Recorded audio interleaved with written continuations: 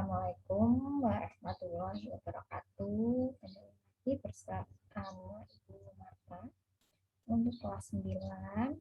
Nah, kita akan melanjutkan pembahasan yang kemarin tentang perwujudan nilai-nilai Pancasila dalam berbagai bidang kehidupan.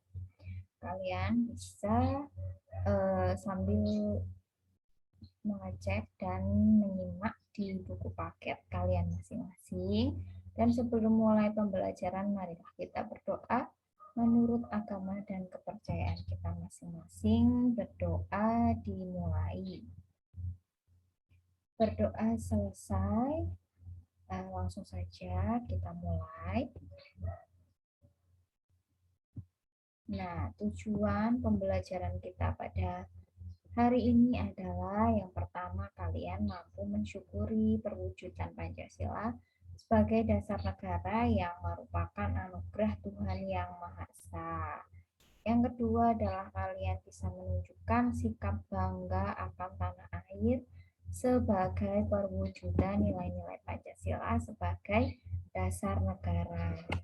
Kemudian kalian mampu menguraikan nilai-nilai Pancasila dalam berbagai kehidupan, dan kalian mampu menentukan perilaku perwujudan nilai-nilai Pancasila dalam berbagai kehidupan sehari-hari. Nah, Pancasila itu sendiri terdiri dari 5 sila yang tentunya kalian semua sudah tahu. Nah, tata urutan Pancasila itu sendiri memiliki makna saling dijiwai dan menjiwai oleh sila sebelum dan sesudahnya.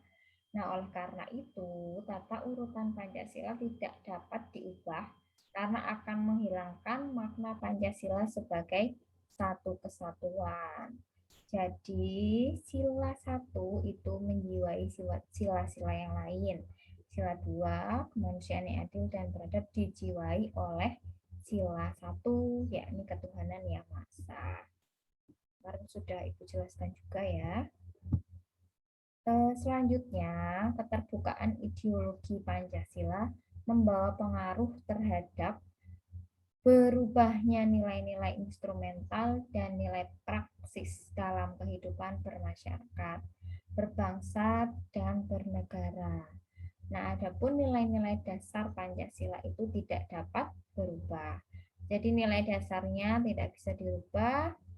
Kemudian nilai-nilai instrumental yang mendukung yakni Undang-Undang Dasar, kemudian peraturan-peraturan perundangan yang lain, kemudian nilai praksis itu adalah prakteknya dalam kehidupan kita sehari-hari yang sesuai dengan nilai-nilai Pancasila.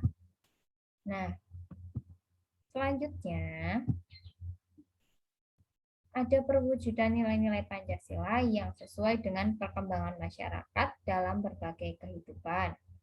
Perwujudan nilai-nilai Pancasila dalam bidang politik dan hukum, kemudian bidang ekonomi, bidang sosial budaya, dan bidang pertahanan serta keamanan. Nah, kita akan lihat masing-masing. Perwujudan nilai Pancasila dalam bidang politik dan hukum. Pembangunan negara Indonesia sebagai negara modern, salah satunya adalah membangun sistem pemerintahan yang sesuai dengan perkembangan zaman. Lembaga negara dikembangkan sesuai dengan kemajuan dan kebutuhan masyarakat dan negara. Jadi lembaga negara yang ada itu harus sesuai dengan nilai-nilai Pancasila, kemudian bisa dikembangkan sesuai dengan kebutuhan yang ada di masyarakat.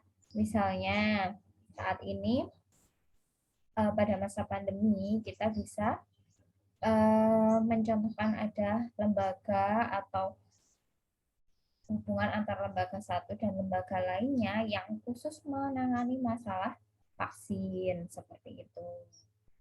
Nah, selanjutnya ada perwujudan nilai-nilai Pancasila dalam bidang ekonomi. Nah, landasan operasional sistem ekonomi yang berdasarkan nilai-nilai Pancasila itu ditetapkan dalam Undang-Undang Negara Kesatuan Republik Indonesia tahun 1945 pasal 33 yang menegaskan perekonomian disusun sebagai usaha bersama berdasar atas asas kekeluargaan. Kemudian cabang-cabang produksi yang penting bagi negara dan menguasai hajat hidup orang banyak dikuasai oleh negara.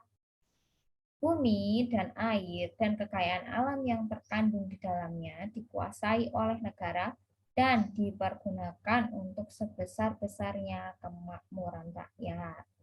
Perekonomian nasional diselenggarakan berdasar atas demokrasi ekonomi dengan prinsip kebersamaan, efisiensi berkeadilan, berkelanjutan, berwawasan lingkungan, kemandirian, serta dengan menjaga keseimbangan kemajuan dan kesatuan ekonomi nasional.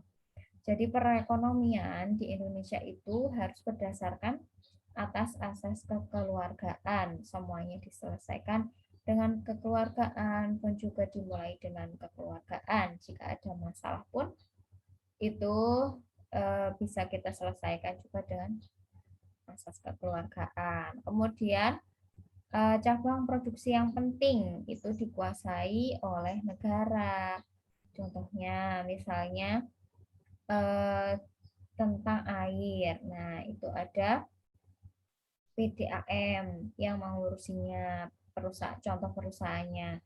Kemudian listrik itu ada PLN seperti itu. Jadi itu masih dikelola oleh negara. Jikapun dikelola oleh swasta itu masih di bawah naungan negara dan harus melalui kontrol yang sangat ketat seperti itu. Kemudian ada perwujudan nilai-nilai Pancasila dalam bidang sosial budaya. Nah, tujuan pembangunan nasional adalah terwujudnya masyarakat adil dan makmur berdasarkan Pancasila. Nilai-nilai sosial yang sudah ada dalam masyarakat yang sesuai dengan Pancasila seperti kekeluargaan, musyawarah, serta gotong royong terus dipelihara dan diwariskan kepada generasi muda. Demikian juga nilai-nilai sosial dari luar seperti semangat bekerja keras, kedisiplinan, dan sikap ilmiah dapat diterima sesuai nilai-nilai Pancasila.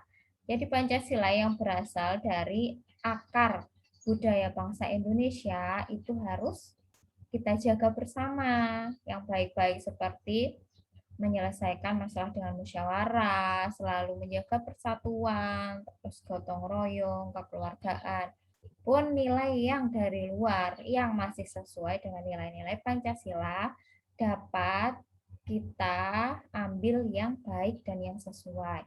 Jika yang tidak sesuai, itu harus kita hilangkan. Nah, itu misalnya contohnya ada kedisiplinan, kita mencontoh kedisiplinan dari negara lain, kemudian kerja keras, atau kerja keras dari negara lain, mungkin sikap ilmiah dari negara lain, seperti itu. Dan ada perwujudan nilai-nilai Pancasila dalam bidang pertahanan keamanan. Pembangunan dalam bidang pertahanan dan keamanan Undang-Undang Dasar 1945 Pasal 27 ayat 3, pembelaan negara merupakan hak dan kewajiban setiap warga negara. Nah, setiap warga negara itu memiliki hak dan kewajiban untuk ikut membela negara. Jadi kalian, misalnya negara Indonesia ini ada hambatan atau ada yang ingin mengubah atau menghancurkan negara kita, maka itu sudah kewajiban kita untuk ikut serta membela sesuai dengan kemampuan kita masing-masing. Nah, pasal 30 ayat 1 Undang-Undang Dasar Negara Republik Indonesia tahun 1945. Setiap warga negara berhak dan wajib ikut serta dalam usaha pertahanan dan keamanan negara. Nah, ini juga ya. Kita itu setiap warga negara berhak dan wajib ikut serta dalam usaha pertahanan dan keamanan negara. Nah, ini bisa dilaksanakan mulai dari lingkungan terkecil kita. Misalnya kita menjaga kebersihan lingkungan, kita menjaga keamanan di desa kita, seperti itu. Itu contoh kecilnya ya. Nah, selanjutnya kita tiba di kesimpulan. Pancasila itu mampu menampung dinamika perkembangan masyarakat. Jadi Pancasila itu selalu ada dan bisa untuk menampung perkembangan di masyarakat. Jadi bisa menyesuaikan. Nah, Pancasila bukan ideologi yang tertutup, yang tidak dapat menyesuaikan dengan perkembangan dan bersifat kaku.